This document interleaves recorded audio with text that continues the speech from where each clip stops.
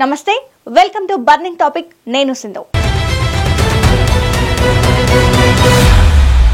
Arab దేశాల్లో తప్పు చేస్తే శిక్షలు కఠినంగా ఉంటాయి. మన దేశంలో మరణ శిక్షలు చాలా అరుదు. ఒకవేళ మరణ శిక్ష వేసినా అది అమలు అవ్వడానికి చాలా సమయం పడుతుంది. కానీ అరబ్ దేశాల్లో మరణ శిక్షల సంఖ్య చాలానే ఉంటుంది. తాజాగా కేరళకు చెందిన ఓ నర్సుకు యెమెన్లో మరణ శిక్ష పడింది. అది హౌతీల పాలన ఉన్న ప్రాంతం. జూలై 16న దానిని అమలు చేయనున్నారు. ఇంతకీ ఆ నర్సు చేసిన తప్పేంటి? ఆమెను రక్షించాలని ఎందుకు కోరుతున్నారు? దీనిపై దౌత్యపరంగా ఎలాంటి చర్చలు జరుగుతున్నాయి? గతంలో విదేశాల్లో ఇలాంటి ఘటనలు జరిగాయా?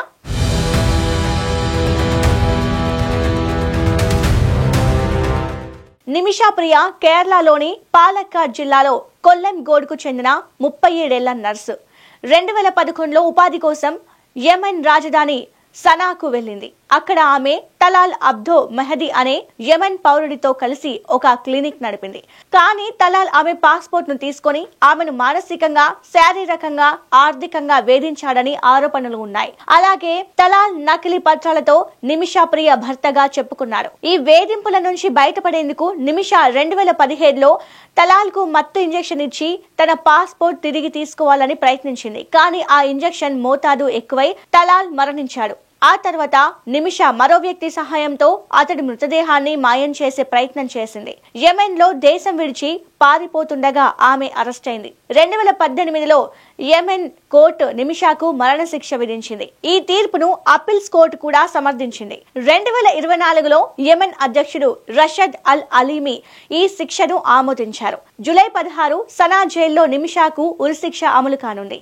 ఈ తేదీని జైలు అధికారులు నిమిషాకు భారత విదేశాంగ శాఖకు తెలియజేశారు. నిమిషా శిక్షను రద్దు చేయడానికి ఆమె తల్లి ప్రేమ కుమారి యెమెన్ లో తలాల్ కుటుంబంతో చర్చలు జరిపారు. షరియా చట్టం ప్రకారం దియత్ చెల్లించి క్షమాపణ పొందే అవకాశం ఉంది. అంటే తప్పు చేసిన వారు డబ్బులు ఇస్తే కేసు మాఫీ చేయవచ్చు. సుమారు 8.4 కోట్లు బ్లడ్ మనీగా తలాల్ కుటుంబానికి ఇవ్వాలని ప్రయత్నించారు. కానీ చర్చలు విఫలమయ్యాయి.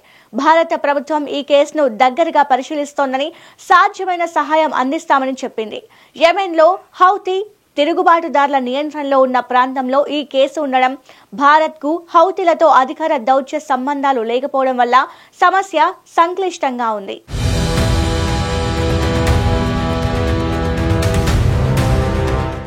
అరబ్ దేశాల్లో ముఖ్యంగా Yemen, Saudi Arabia, Iran, UAE వంటి దేశాల్లో శిక్షలు చాలా కఠినంగా ఉంటాయి.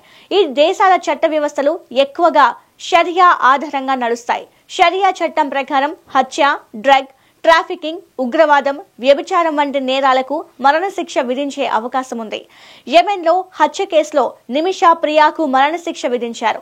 ఈ శిక్షలు తరచూ బహిరంగంగా ఉరి లేదా తల నరికే విధంగా అమలు చేస్తారు. ఇది అంతర్జాతీయంగా విమర్శలకు గురవుతోంది.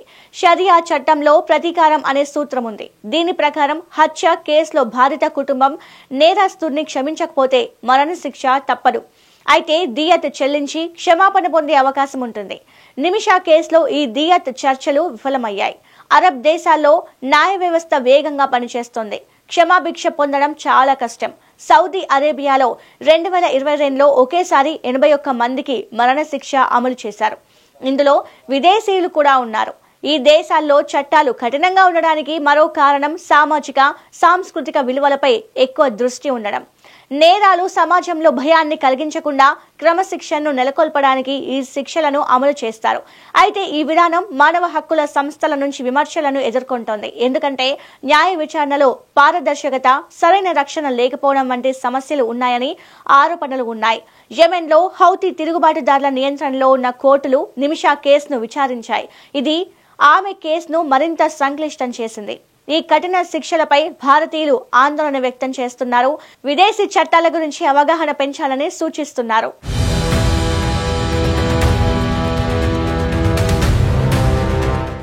నిమిషా ప్రియా కేసు భారత్ లో ముఖ్యంగా కేరళలో తీవ్ర ఆందోళన కలిగిస్తోంది. ఆమె తల్లి Prema Kumari save Nimisha Priya action council సభ్యులు ఆమెను కాపాడేందుకు యెమెన్లో చర్చలు జరిపారు. బ్లడ్ మనీ కోసం క్రౌడ్ ఫండింగ్ ద్వారా 17.12 లక్షలు సేకరించారు. కానీ లాయర్ ఫీజు విషయంలో అడ్డంకులు ఎదురయ్యాయి. ఇరాన్ విదేశాంగ మంత్రి కూడా హౌతీ రాయబారితో ఈ కేసు గురించి చర్చించారు. నిమిషాను కాపాడాలని భారత ప్రభుత్వం మరింత చురుగ్గా జోక్యం చేసుకోవాలని ప్రజలు కోరుతున్నారు.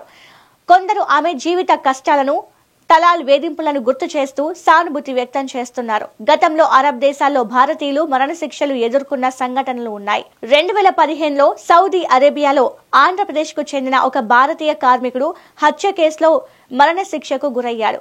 కానీ బ్లడ్ మనీ చెల్లించి క్షమాపణ పొందాడు. 2018లో యుఏఈలో ఒక భారతీయ వలస కార్మికుడు హత్య కేసులో శిక్షకు గురయ్యాడు.